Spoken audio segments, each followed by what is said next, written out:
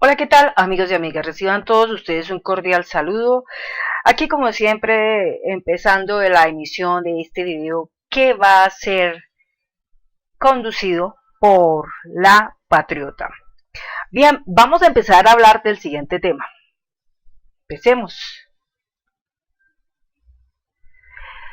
En Colombia tenemos que revisar cuidadosamente el concepto de el abstencionismo colombiano. Para eso, nuestro tema de hoy es conozcamos tanto o más sobre el abstencionista colombiano. Vamos a hablar un poquito refiriéndonos en materia de la búsqueda en esta investigación en diferentes páginas de Facebook que se habla del tema del abstencionismo colombiano. Y para esto tenemos aquí directamente algo muy interesante para leer. Vale la pena contarles a ustedes que quien nos cuenta sobre esto del tema del abstencionismo colombiano está montado en el espacio de un señor llamado Octavio de Jesús Ríos, el día 4 de julio del año 2021, y nos habla un poco sobre ese concepto, y lo voy a leer. Bueno, lo que todo colombiano debe saber y aplicar. En todo Estado realmente democrático, la Constitución política prevalece sobre las demás normas regentes por ser esta normas de normas. De entre todo su texto, resaltan del artículo 11 al 41 los derechos humanos bajo la figura de derechos fundamentales, que son los mismos que consagra la Declaración Universal de Derechos Humanos por ser Colombia Estado parte de este tratado. Dice el artículo fundamental 41 que es obligatoriedad la difusión, promulgación, enseñanza de la Constitución Nacional por parte del Estado, pero vemos que tal obligación no se cumple en debida forma, ni tan siquiera en los canales de televisión públicos, ni mucho menos privados. Exige tener en sus parrillas espacios destinados a la divulgación y promulgación de la Constitución del 91. Ya que el Estado vulnera por omisión tal obligatoriedad, me propongo de entrada explicar un poco sobre algo que todos los ciudadanos aptos para votar deberíamos conocer y aplicar para entender de una vez la razón por la cual el Estado no hace tal promulgación y el por qué el país está cada vez peor. Dice el constitucional artículo 40 que todo ciudadano tiene derecho a participar en la conformación, ejercicio y control del poder político. Para hacer efectivo este derecho puede, entonces la primera, elegir y ser elegido, tomar parte de las elecciones, plebiscitos, referendos, consultas populares y otras formas de participación democrática. Tercero, constituir partidos, movimientos y agrupaciones políticas sin limitación alguna, formar parte de ellos libremente y difundir sus ideas y programas. Tanto lo aquí transcrito como lo que sigue de tal artículo y que he omitido transcribir esta vez hace parte del compendio de derechos fundamentales o derechos humanos. Para entrar en materia, veamos lo siguiente. Los colombianos del común somos dados a quejarnos y criticar a los gobiernos y Congreso de la República por sus políticas impuestas en contra nuestra, pero realmente los culpables somos nosotros mismos. Siendo que elegir y ser elegido es un derecho fundamental que todos los ciudadanos aptos podemos ejercer de hace años, ocurre lo siguiente. En un día de votaciones, vemos que el abstencionismo, por lo general, es casi igual al de votantes. O sea, tenemos en este momento un abstencionismo de 15 millones de habitantes, ¿sí? Es decir, el porcentaje más o menos son un 48%, un 47%. Estamos hablando de casi la misma figura de los que votaron. O sea, la mitad votan y la mitad no votan. Bueno. Hay hay veces que el porcentaje de los no votantes es mayor al de votantes. El otro fenómeno negativo que se presenta es el de votos en blanco o votos nulos, por no saber cómo marcar o por hacerlo a propósito. Es de hecho, hay gente que marca colocando la X por fuera del cuadro, otros están marcando con un esfero que mancha y termina manchando el siguiente, digamos, candidato, por ejemplo. Entonces ya eso se considera un voto nulo, ¿sí? O que marcan en dos partes. Bueno, en fin, es simplemente la figura, el acto de la ignorancia, el no conocer, el no saber. ¿Por qué? Porque no se promulga, porque no se está difundiendo eso como está determinado obligatoriamente hacerlo. Aunque el voto en blanco tiene incidencia en cuanto que si llegare a ser superior a los votos válidos elegibles, anula las elecciones y obliga a nuevo proceso electoral con nuevos candidatos. Nunca en la historia colombiana se ha registrado tal novedad. Nunca en la historia colombiana había esa situación de que los votos blancos superen los votos normales. Nunca. Por tal razón, nunca ha habido esa situación. El otro fenómeno tiene que ver con los votos legibles. Pues ante la gran cantidad de no votantes abstencionistas y votos en blanco o nulos, aquellos votos por candidatos, por pocos que resultaren, alcanzarán para elegirlos. Ya sabemos que gran parte de candidatos ofrecen dinero, tejas, cemento, tamales, vinagres, puestos burocráticos, promesas que nunca cumplen y que muchos ingenuos de la politiquería caen en la consabida trampa, y es por ello que ni gobierno ni congreso se interesan en establecer el voto obligatorio ni promulgan la Constitución, porque bien saben que mientras el pueblo sea ignorante de la política, mejor les resulta a los candidatos, porque con pocos votos y la complicidad de votantes en blanco y abstencionistas resultan siempre elegidos. ¿Cuán equivocados han estado aquellos que por obtener un carné electoral que a la postre de nada sirve, van y votan en blanco, y un tanto igual hacen aquellos que no votan porque han dejado el espacio libre para que siempre lleguen los mismos partidos e individuos corruptos? Votar en blanco o no votar equivale a votar por un corrupto, y por tanto somos nosotros los culpables de lo que hoy padece nuestra Colombia.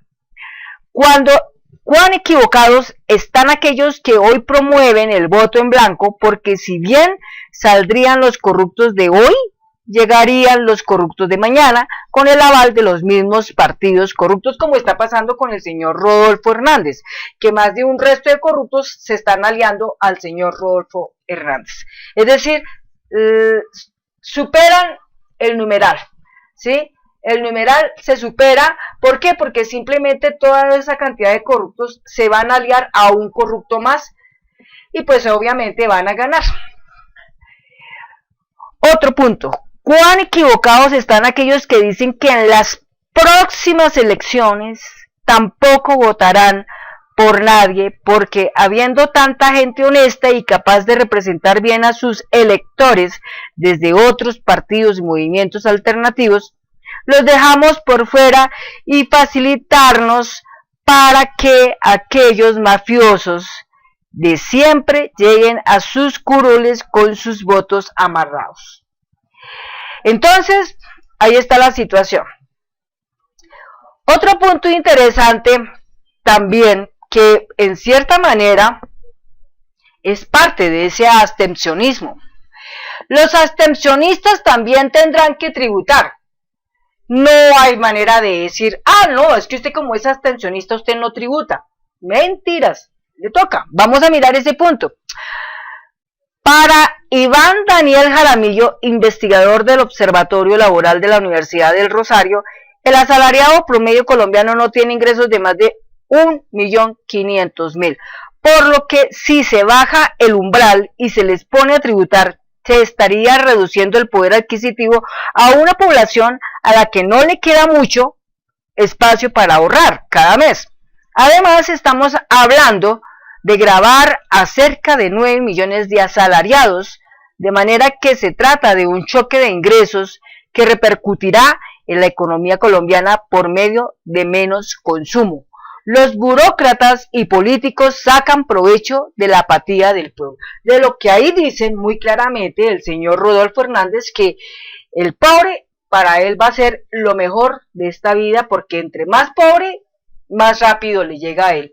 Entonces muchos políticos simplemente van en búsqueda del dinero, van en búsqueda de hacer plata, van en búsqueda de llegar a ese grandioso y anhelado y deseado trono, donde a través de él, por medio de las mordidas corruptivas, van a poder ganar más dinero. Mientras tanto, el pueblo seguirá siendo cada día más pobre. Y esos son elementos contundentes de los cuales se sostienen los abstencionistas colombianos. Entonces, hoy en día, un abstencionista colombiano no vota es por muchas de esas razones, porque el colombiano siempre dice, no, pues yo mientras yo no necesite aquí, ¿para qué me voy a ir a votar? No me hace falta. Pero el problema es que el hecho de su falta de votar o de convencerse un poco de que existe alguien que puede mejorar la propuesta, de que alguien puede mejorar este país, entonces lo único que sucede es que el abstencionista reduce las posibilidades de que esa persona que sí puede lograr eso no llegue. Pero lastimosamente con su abstencionismo sí va a ayudar impresionantemente al corrupto, ¿sí? Va a ayudar al corrupto porque el corrupto va a quedar mejor favorecido cuando la persona que se abstiene de votar no lo hace. Entonces el corrupto dice, a menor número de votantes, mayores posibilidades tiene el corrupto de ganar, ¿sí? Y menores posibilidades tiene el gran candidato que está destinado y que está dispuesto a generar un cambio en este país, Entonces, si el abstencionista, como lo estamos viendo, siempre con su proceder, lo único que está haciendo es ayudando ferozmente al político corrupto. Por eso la razón de lo que sucedió en la crecida del señor Rodolfo Hernández. ¿Listo? Entonces, podríamos aquí quedarnos toda la noche y seguir hablando del abstencionismo. Vamos a leer una última aquí, ¿sí? En la cual, por ejemplo, dice así: esta es la culpa que se cierne sobre Fajardo, los pastores evangélicos y los abstencionistas, Colombia, convertida de nuevo en tierra de nadie, en donde ejercer la oposición es signo de muerte. Esa es otra. Hay muchas personas que son religiosos y muchas veces el abstencionismo también se genera ahí, en ese punto, cuando los pastores, ¿sí?, salen a decir a sus feligreses que traten de abstenerse de participar en la política, que para eso está Dios que lo provee todo, que no necesitan del político porque Dios le va a dar la comida, porque Dios le va a dar para pagar los servicios, porque Dios le va a dar para pagar los impuestos, en fin. Entonces, el pastor, frente a sus feligreses, siempre va a tomar una actitud lideresca, en la cual siempre promoverá bastante lo que es el abstencionismo en el colombiano. Y esto hace que mucha gente no salga a votar. Otros simplemente no votan porque tal vez nunca han hecho los procesos para inscribir la cédula, tal vez sienten miedo de no saber cómo hacerlo a través de un medio electrónico, y como no tienen la ayuda, entonces hasta ahí también lo que van a hacer es abstenerse de votar. Entonces, una de las ideas y el ejercicio práctico es que nosotros los colombianos, cuando nos topemos ese abstencionista, así, en estos términos, tratemos de buscar la manera de intentar promover esa idea errónea que tiene y ayudarle a que llegue a un proceso donde él pueda participar contundentemente en el ejercicio electoral. Porque lo más importante es decirle, con causa y efecto y argumento, que en la Constitución existe esa obligatoriedad, que existe el fenómeno de promover este proceso, que el proceso se hace desde el colegio. Desde allí se inicia a la persona para tener el conocimiento de la Constitución Política Nacional de Colombia 1991, que no solamente es que lo sepan los estudiantes del primer semestre de Derecho, sino que lo conozcan los jóvenes de grados como sexto, séptimo, octavo, noveno, décimo y 11. Y esto es una función vital en ejercicio que la deben hacer los maestros, los profesores en los colegios, en especial los que tienen que ver con la parte de historia, con la parte de sociales. Entonces, ya tenemos una razón muy enfocada para que la gente no se confunda, una razón muy enfocada para que de aquí en adelante busquemos la vía de ayudar a esos abstencionistas a que se acerquen a un proceso electoral y puedan compartir su opinión y puedan ayudar a que un buen gobierno, a que un buen plan de gobierno pueda dársele el lugar en Colombia para que pueda ejercerse. Pero recordemos, si nosotros vemos abstencionistas y no los promovemos para que cambien esa actitud, lo único que estamos buscando es que ese abstencionista se engrose más el número y esto plenamente favorezca al personaje que busca los votos, pero que no tiene ninguna intención de preparar o de hacer pedagogía a la gente sobre estas cosas. Y lo único que le interesa es llegar a ese trono, ser el rey y empezar a hacer dinero, tanto para él como para toda su comitiva que llega con él. Entonces, muchos de ellos van a favorecer a las personas con lo que llamamos nosotros la mermelada, o sea, burocráticamente van a dar puestos en diferentes partes, como cumpliendo el pago de favores, ¿sí? Pero lamentablemente todas esas personas que llegan en el cumplimiento de un pago de favores, prácticamente lo único que van a hacer es ir a robar el erario público y, de hecho, sesgarle, cortarle automáticamente al colombiano las oportunidades de poder crecer, cortarle automáticamente al colombiano las oportunidades que tendría para la salud, para la justicia, para la educación, para el trabajo. Entonces, el abstencionista se convierte en este momento en un personaje principal, el protagonista principal, no es el secundario, sino el principal, a quien tenemos que en forma inmediata abordar y invitarlo a que haga parte de un proceso electoral, que haga parte de ese proceso constitutivo, como es ir y elegir una persona con un buen plan de gobierno. Y los planes de gobiernos hay que revisar todos los puntos, hay que revisar qué pasa con la niñez, hay que revisar qué pasa con los ancianos, los abandonados y los que no se lograron pensionar, con las mujeres que ya están por encima de los 57 años que no se lograron pensionar, pero que tampoco tienen un trabajo, pero que tampoco tienen una asistencia de parte de su cónyuge o de sus hijos. Es importante también revisar todo lo que pasa con los discapacitados, importante revisar todo lo que pasa con la población vulnerable, todo lo que pasa con los colombianos que no tienen en este momento atención dentro del plano de la seguridad a nivel de Colombia, como es por ejemplo Chocó, como es por ejemplo Vichada, como es por ejemplo Nariño, como es por ejemplo Cauca, La Guajira, todo lo que tiene que ver con la mujer, el efecto de la mujer como cabeza madre, como cabeza principal en el hogar, madres cabeza de hogar. También es importante ver todo lo que pasa con los desempleados en Colombia, todo lo que está pasando con los jóvenes en Colombia, todo lo que está pasando con la materia del recurso económico, ¿no?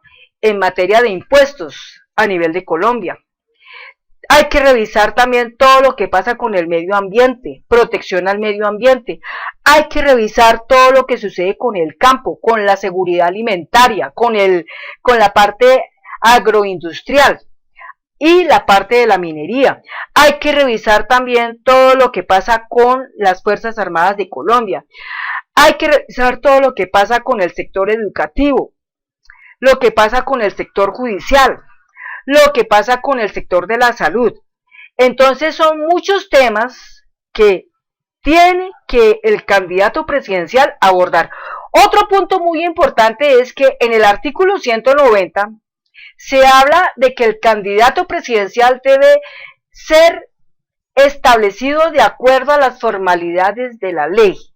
Y algo muy importante es que todos ustedes entren y revisen, hagan una permanente investigación sobre cuáles son esas formalidades de ley que enmarcan al candidato presidencial para que sea ese candidato presidencial, porque se ve el fenómeno de que, por ejemplo, candidato presidencial con imputación de cargos en la justicia, citado por la justicia, con cárcel, con cárcel en la casa, ¿sí? Eso es lo que nosotros llamamos una, ¿cómo le llamamos a esto? Aseguramiento, ¿sí? O sea, arresto domiciliario. Multas establecidas por la Procuraduría para esa persona que ha sido imputada. Entonces, eso es importantísimo porque tenemos que preguntarnos si eso que tiene esa persona se encuentra dentro de las formalidades de la ley. Porque yo me imagino, por ejemplo, en el caso de Gustavo Petro, si Petro fuera una persona con una cantidad de aspectos delictivos, hace ratos, mejor dicho, ni siquiera hubiera llegado a donde está. Entonces, la ley es para todo el mundo.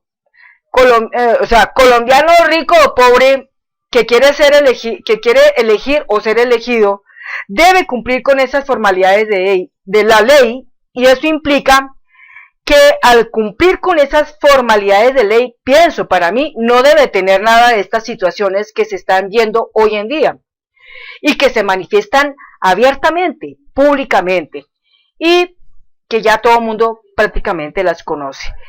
Bien, amigos y amigas, eso es todo lo que hemos podido ahora en este ratico discutir en este video sobre el aspecto de la abstinencia, de la abstención a nivel electoral en el colombiano. Entonces, esperamos que la gente pueda documentarse un poco más sobre el tema. Si surgen preguntas, se podrán responder. Muchas gracias y que tengan una feliz noche. Hasta pronto.